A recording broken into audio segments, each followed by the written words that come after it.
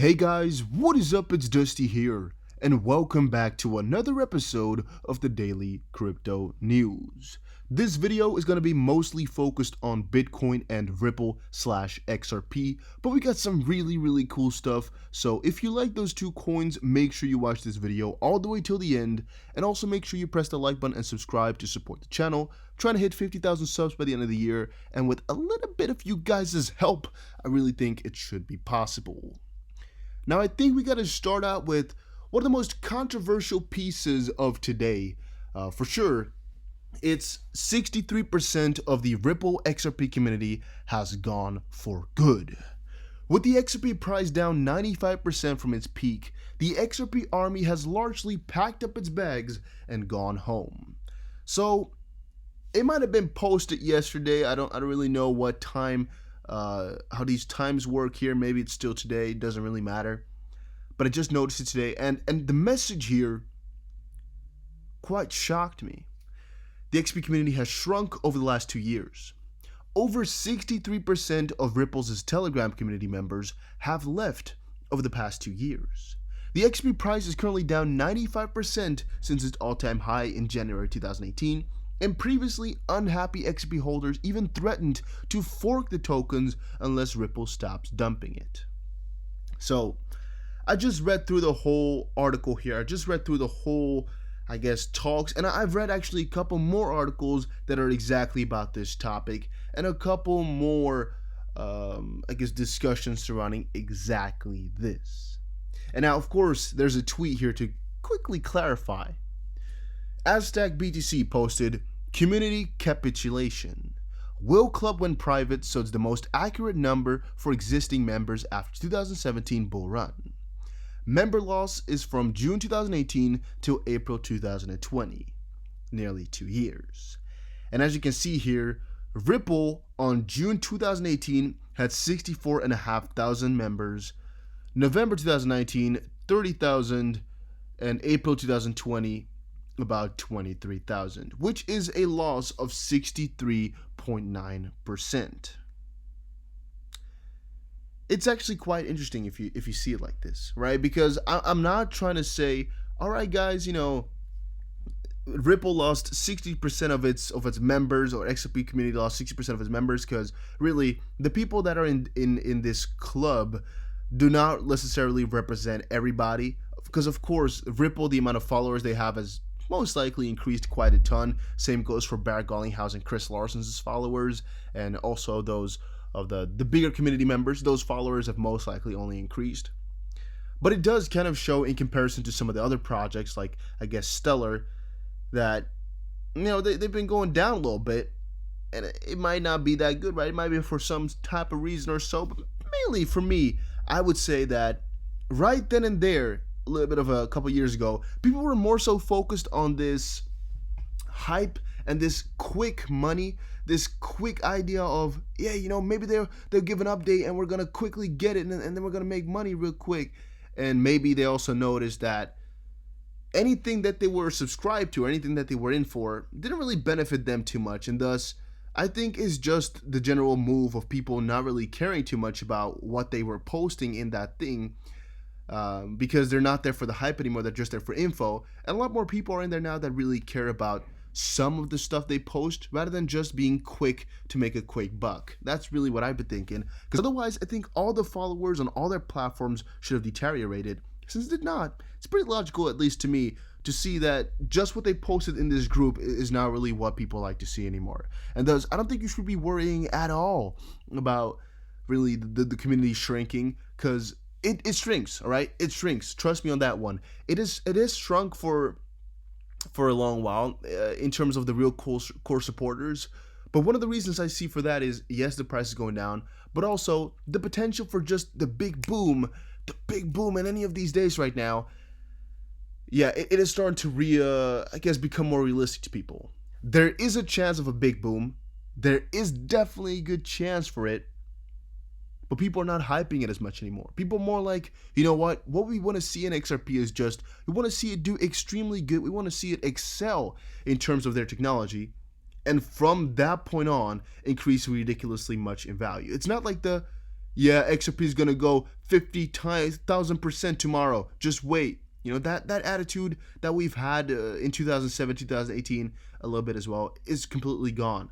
I think, you know, just a small part of the community are still in that area thinking about it, and thus the community will go away a little bit because a lot of the people that were into the community were hype people. They were here to hype people up. The real mentality has gone away because that's also, of course, just really hoping for ridiculously high prices. That's really gone quite astray. I've not been hearing too much about that anymore in quite a while, and thus a lot of core people are left who are just here for technology or just here for, I guess, the good parts about it all. A lot of the useless ones have left. And thus, in the end, it's only a good thing because you're going to end up with more, I guess, positive people. Remember a couple years ago, the community was toxic at some points, a shizzle.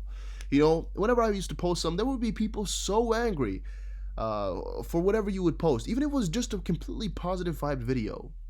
Nowadays, out of every 30 comments, there's like 5 people who are angry. Before, out of every 30 comments, like 15 people would be angry, just bashing on SRP, bashing.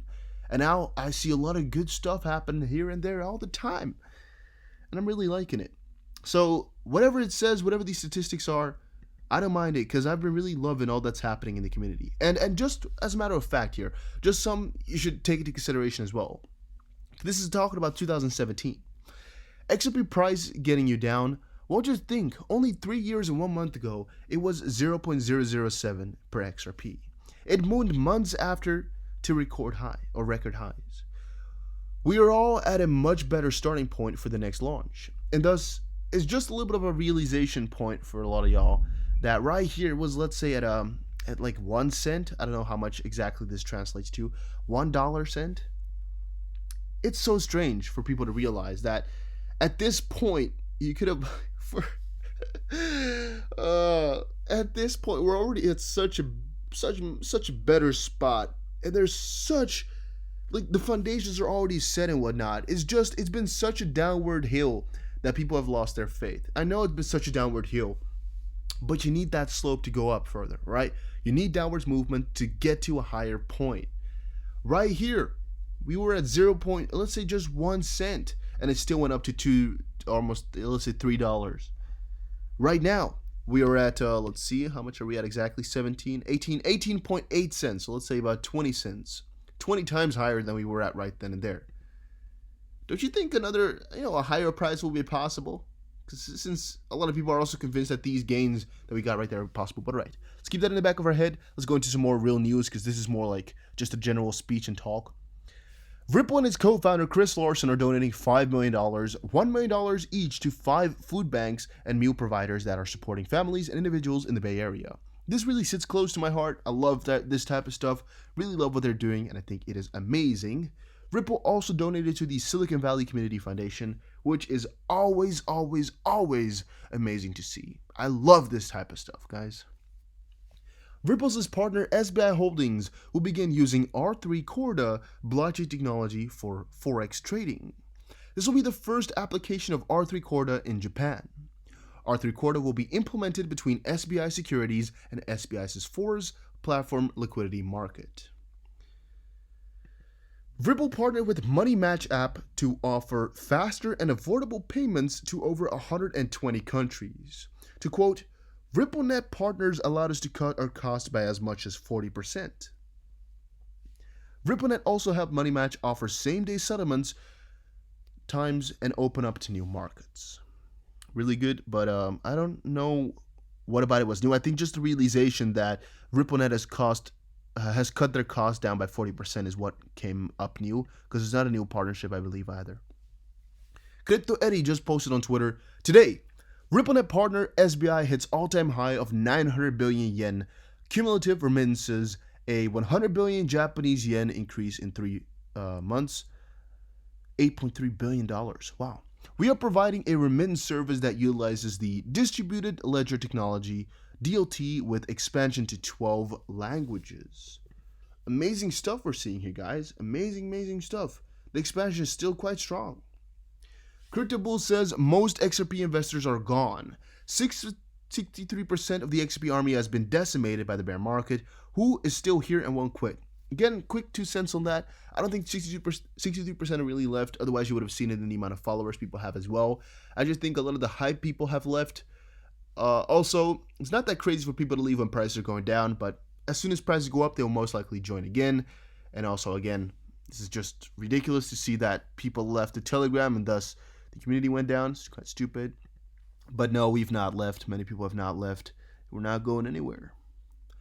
Change of winds. XRP now in big mouths. Breaking. Bitcoin's greatest promoter and stakeholder of 2% Grayscale, Barry Silbert's digital currency DCG, is promoting XRP.